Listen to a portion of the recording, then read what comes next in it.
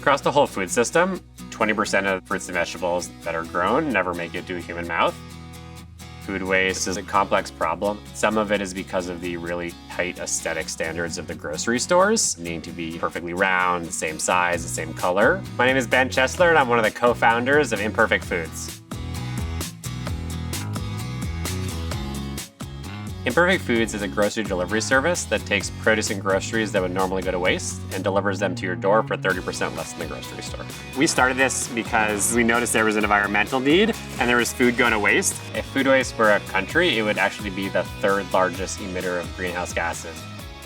And then there's all of the resources, all the water, all the labor that goes to waste. We know the more people we reach, bigger impact we're able to have on the environment. We wanted to be close to the farmers and close to the source. At over half of the produce consumed in the US is grown in California. San Francisco it was. We came out here with basically a forklift, a warehouse, and the shirts on our backs. The way we work with farms, we're here to help them reduce waste. So every week, farms basically send us a list of the fruits and vegetables that they can't sell, and we're putting together a complete menu. When you talk to the farmers, you really understand these fruits and vegetables are kind of their children, and they put so much care and love into growing them, and they have so much pride in their craft. I love farming because I like the challenge. I like always going up against Mother Nature. Lakeside Organic Gardens, we farm over 3,000 acres. We grow over 52 different types of vegetables: cilantro, parsley, broccoli, cauliflower, parsnips, rutabagas, turnips, lettuces, all types, romaine, green leaf, red leaf, iceberg, chard. We consider ourselves our one-stop shop for organic vegetables. We're in a red cabbage field where it's just been harvested. Here on my left, I have a Lakeside regular box, and to my right I have the Imperfect box. All of them are uniform standard, pretty. This is just exactly the same field, same deal, just a little bit smaller. Ideally, for any farmer in this world, the perfect scenario is harvest every piece of produce that's out in the field. Delicious. Before we teamed up with Imperfect Foods, you'd have quite a bit of product left out in the field. Now we have an outlet for those vegetables that aren't as pretty, but they taste just the same as anything else. Like they say, don't judge a book by its cover. Same with vegetables, you know? If they're a little bit off, don't knock it till you try it.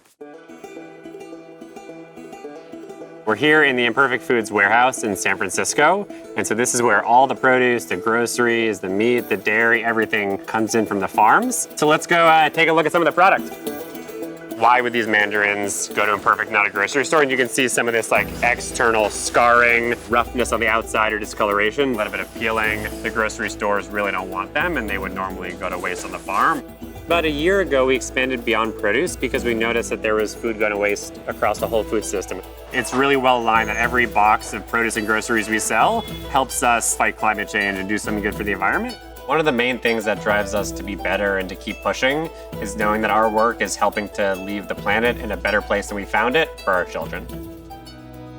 Now we're headed to Food Shift, which is one of our community partners in the Bay Area. So sometimes when we have product that we can't sell, we want it to still find a home, so we donate to organizations like Food Shift. We are a combination of food recovery organization and a social enterprise kitchen.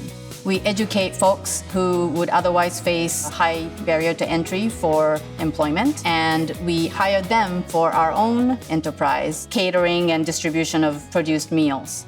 I want everybody to be mindful and be kind to each other, and food is a great way to do that, because when we break our proverbial bread together, I think we're closer. We think about our sameness. We solve things together. We put aside our differences, or we even embrace our differences. What a privilege that we get to eat, and what a privilege that we get to cook.